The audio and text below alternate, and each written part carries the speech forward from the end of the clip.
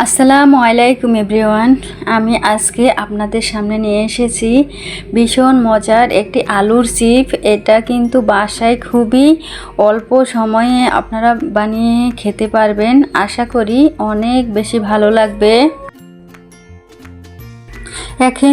এখন যেহেতু আলুর সিজন, এখন আলুর দাম খুবই কম, তো একসাথে বানিয়ে অনেকগুলো সারা বছর খেতে পারবেন সংরক্ষণ করে। আশা করি আজকে আমার পুরো ভিডিওটি দেখবেন, তাহলে আমার এই টিপসগুলো ফলো করে আপনারা বাসায় এরকম মজাদার চিপসটা বানিয়ে নিতে পারবেন। দেখতে যতটা সুন্দর, খেতেও কিন্তু মাশাআল্লাহ অসম্ভব মজা হয়। তো আমি কিন্তু পাতলা পাতলা করে কেটে নিতেছি। এটা কিন্তু একেবারে পাতলা করলে খুবই সুন্দর হয়, যেন চারপাশ দিয়ে সমানভাবে পাতলা করে কাটতে পারেন, সেই চেষ্টাই করবেন। তো আমি এই তো সুন্দর করে কেটে দেখাচ্ছি। একটা ধারালো বটি দিয়ে সুন্দর করে কেটে নিতে হবে। মাশাআল্লাহ আমি কিন্তু সুন্দর করে তো কেটে দেখাচ্ছি। আমার পুরো ভিডিওটা দেখবেন। আশা করি আপনারা যারা নতুন আছেন তারা এভাবে শিখে বাসায় বানিয়ে রেখে দিতে পারবেন, আর যারা পারেন আলহামদুলিল্লাহ। আমি সুন্দর করে কেটে নিতেছি। আমি কিন্তু চিলকাগুলো ফেলবো না, এটা ভাজার পরে চিলকাটা থাকলে দেখতে কিন্তু অনেক সুন্দর লাগে। তো একটা পাত্রে বেশি করে পানি নিয়ে আলুগুলো কেটে কেটে পানির ভিতরে রাখতে হবে, তা না হলে কিন্তু কালো হয়ে যাওয়ার সম্ভাবনা থাকবে, যেহেতু আলুতে অনেক কষ থাকে।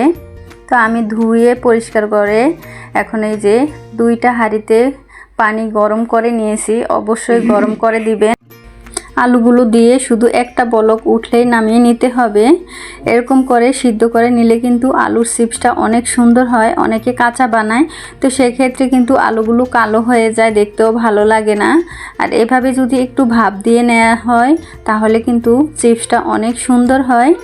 আমি এখানে আলুগুলো সিদ্ধ করার সময় পরিমাণ মতো একটু লবণ দিব, তাহলে কিন্তু আলুগুলোর ভিতরে লবণটা ঢুকে যাবে আর ভাজার সময় খেতে অনেক ভালো লাগবে। তো আমি অন্য একটা পাত্রেও পানি গরম করে নিয়েছি, নিয়ে এখন আলুগুলো দিয়েছি, দিয়ে এখন সুন্দর করে একটা বলক উঠলেই নামিয়ে নিব। এখানেও আমি পরিমাণ মতো লবণ দিয়ে দিব। এটা যখন বেশি রোদ থাকবে তখনই বানাবেন, যাতে এক রোদে সুন্দরভাবে শুকিয়ে নেওয়া যায়। আর মেঘলা মেঘলা হলে কিন্তু আলুর চিপসটা দেখতে সুন্দর হয় না, কালো হয়ে যায় কষে, আর খেতেও ভালো লাগে না। তো চেষ্টা করবেন যখন একেবারে বেশি রোদ হবে তখনই এই চিপসটা বানিয়ে নিতে। একবার বানালে সারা বছর কিন্তু সংরক্ষণ করে খেতে পারবেন। বাহির থেকে ভেজালযুক্ত খাবার না খেয়ে এরকম যদি মজাদার চিপসগুলো আমরা বাসায় বানিয়ে রাখতে পারি, তাহলে বাচ্চারাও খেতে পারবে, নিজেরাও খাওয়া যাবে, মেহমানের আপ্যায়নেও কিন্তু দেওয়া যাবে। এটা ছোট বড় সবাই কিন্তু এই চিপসটা অনেক পছন্দ করে। তো এই তো আমি একটু নেড়ে চেড়ে বলক উঠলে নামিয়ে নিব। বলক উঠার পরেই কিন্তু নামিয়ে নিতে হবে, আমি বারবারই বলতেছি। তো আমি অনেকগুলো আলু নিয়েছি আজকে, সেজন্য দুইটা হাঁড়িতে দিয়েছি। একটা হাঁড়িতে দিলে কিন্তু সুন্দর হতো না। তো আমি এই তো পানিগুলো কিন্তু ছেঁকে দুইটা ঝাড়ের ভিতরে নিয়েছি। এখন আমি নিয়ে যাব ছাদে রোদ্রে দেওয়ার জন্য। তো এই তো আমি রোদ্রে দিয়েছি, এখনও রোদটা ভালো করে উঠেনি। সকাল সকাল যদি দেয়া যায় সারাদিনের রোদে কিন্তু এক রোদেই শুকিয়ে যাবে, আর 2 দিন দিতে হবে না। পরে যখন শুকানো হয়ে যাবে চাইলে আপনি আবার একটু, যেহেতু এটা সারা বছরের জন্য সংরক্ষণ করা হবে, একটু ভালো করে শুকিয়ে নিলেই হবে। আমি সুন্দর করে পাতলা করে এই তো মেলে দিয়েছি। এখন আজকে সারা দিনের জন্য রেখে দিব ছাদে।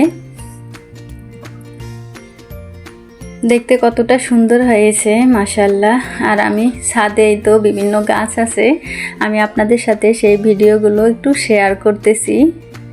এখানে যে মেহেদি গাছ, তারপর বোম্বাই মরিচ গাছ, তারপরে এমনি কাঁচামরিচ গাছ, বিভিন্ন ধরনের গাছ আছে। এই তো অনেক মরিচও ধরেছে, অ্যালোভেরা গাছ আছে, ড্রাগন গাছ আছে, পেঁপে গাছ আছে। তো ভাবলাম আমি আপনাদের সাথে এই ভিডিওগুলো একটু শেয়ার করি।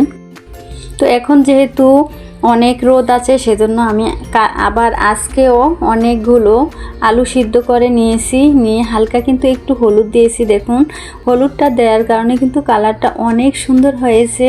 তো আমি এখন আজকে প্রথমে সেনিতে দিব। প্রথমে সেনিতে দিয়ে পানিটা একটু শুকিয়ে পরে যদি নিচে পাটিতে বিছিয়ে দেওয়া হয় তাহলে কিন্তু তাড়াতাড়ি শুকিয়ে যাবে। আর যদি ভেজা ভেজা দেওয়া হয় অনেক সময় দেখা যায় বাতাসে ধুলাবালি লেগে যেতে পারে, তখন খেতে বালি বালি লাগতে পারে। সেজন্য আমি আজকে একটু সেজন্য নিচে দেইনি, উপরে ছেনিতে আগে একটু শুকিয়ে নিব। যখন পানিটা শুকিয়ে যাবে তখন আমি আবার নিচে পাটি বিছিয়ে বা মাদুর বিছিয়ে মাদুরের উপরে সুন্দর করে মেলে শুকিয়ে নিব। এখনও কিন্তু রোদটা তেমন ওঠেনি, আমি ভোর ভোরে নিয়ে এসেছি। আমার তো আজকে হলুদ দিয়েছি বলে দেখতে কিন্তু অনেক ভালো লাগতেছে। আপনাদের কাছে কেমন লাগতেছে অবশ্যই কমেন্ট বক্সে জানাবেন। আর এরকম করে একবার হলেও চিপস বানিয়ে বাসায় খেতে পারেন, আশা করি অনেক অনেক বেশি ভালো লাগবে। আর এটা স্বাস্থ্যের জন্য অনেক ভালো, কারণ এটার ভিতরে কোনো ভেজাল নেই। আলু বাচ্চাদের স্বাস্থ্যের জন্য কিন্তু অনেক ভালো। এই চিপসটা আপনারা বাচ্চাদেরকে বানিয়ে খাওয়াতে পারেন, আশা করি অনেক ভালো লাগবে। আমি সুন্দর করে কিন্তু একেবারে পাতলা করে মেলে দিব যেন তাড়াতাড়ি শুকিয়ে যায়। ভারী করে দিলে শুকাতে কিন্তু সময় বেশি লাগবে, সেজন্য একটা একটা করে পাতলা করে দেওয়ার চেষ্টা করবেন, তাহলে তাড়াতাড়ি শুকিয়ে যাবে। আর মাঝে মাঝে এসে কিন্তু একটু নেড়ে চেড়ে দিলে তাড়াতাড়ি শুকিয়ে যাবে বা পানিটা টেনে যাবে। তো এই তো আমি কিন্তু সুন্দর করে নেড়ে চেড়ে সমান করে পাতলা করে দিতেছি। আপনারা যারা আমার ভিডিওটা দেখতেছেন প্লিজ একটা লাইক দিয়ে কন্টিনিউ করবেন।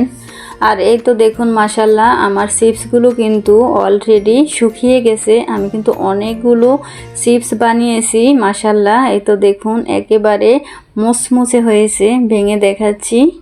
একেবারে মুচমুচে হয়ে গেছে। আমার এক রোদে হয়েছে, পরের দিন আবার আমি একটু রোদ্রে দিয়েছি যাতে ভালো করে শুকিয়ে যায় আর বাসায় অনেক দিন সংরক্ষণ করে রাখতে পারি।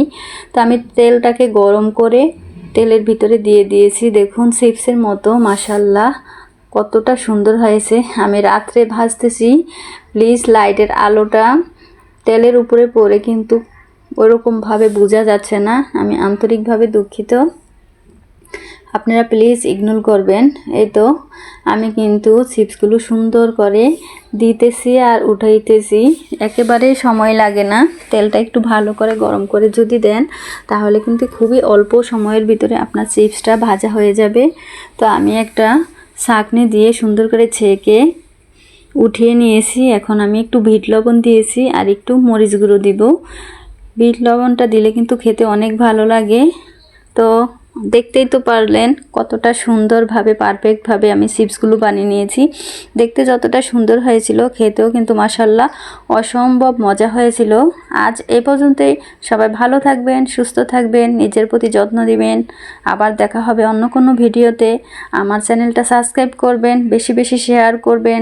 আসসালামু আলাইকুম।